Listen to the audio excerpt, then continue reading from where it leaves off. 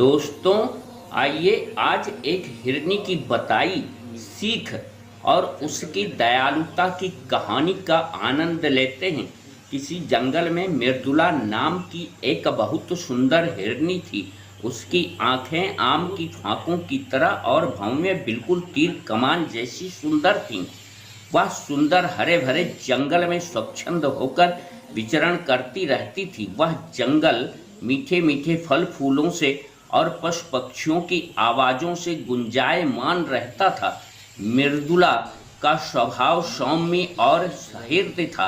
उसने कभी किसी को कोई नुकसान पहुंचाने की सोचा तक नहीं, इसलिए उससे सभी लोग प्रेम करते थे।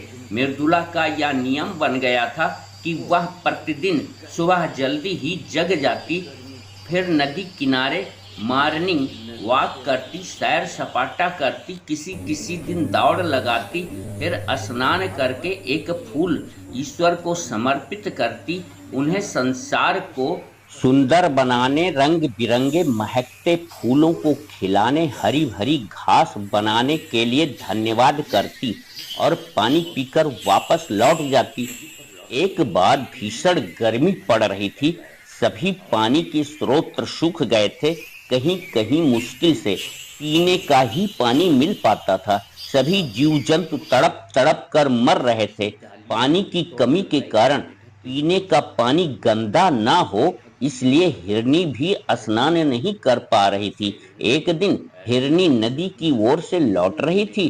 तभी उसने देखा एक सूखे गड्ढे में एक मेढक पड़ा प्यास और धूप से तड़प रहा था। हिरनी वापस नदी पर आई और अपने मुंह में पानी भरा, फिर जाकर मेढक के पास उड़ेल दिया और कहीं से हरी टहनियां लाकर मेढक के ऊपर छाया कर दिया। अब थोड़ी देर में मेढक पूरी तरह होश में आ गया। उसने पानी पीकर हिरनी को धन्यवाद किया और नदी का रास्ता हिरनी से पूछकर नदी में चला गया। कुछ दिन बीत गए। एक दिन जंगल में अचानक आग लग गई। सभी जानवर इधर उधर भागने लगे। बहुत से तो जलकर मर गए। हिरनी उधर से ही आ रही थी, तब तक आग से घिर गई।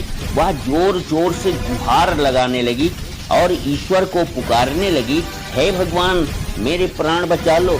तभी नदी की ओर से पानी की एक ऊंची लहर उधर बढ़ी और हिरनी के आसपास की आग धीमी पड़ गई, लेकिन पानी की लहर तो लगातार आती जा रही थी। जंगल के एक हिस्से में आग पूरी तरह से बुझ गई। बहुत से जानवर बच भी गए। हिरनी ने देखा नदी से हजारों मेढक पानी उछाल रहे हैं।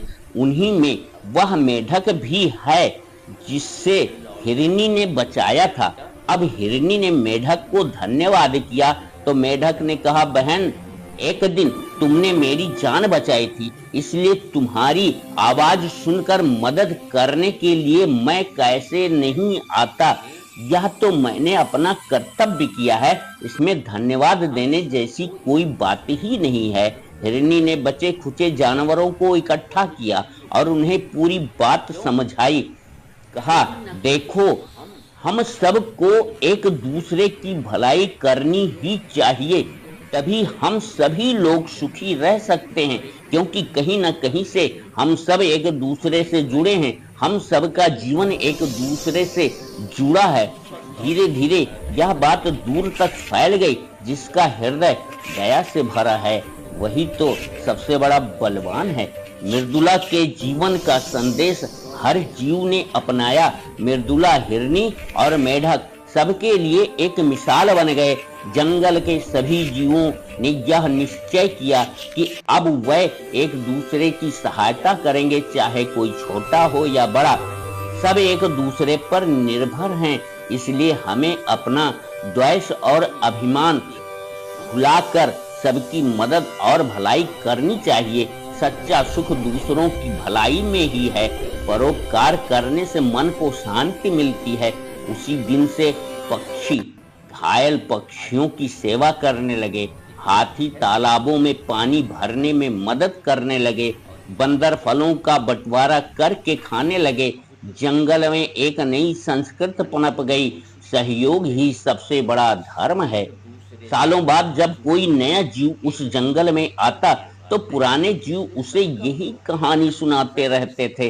यह वो तो वही जंगल है जहां एक दयालु हिरणी ने परोपकार का बीज बोया था।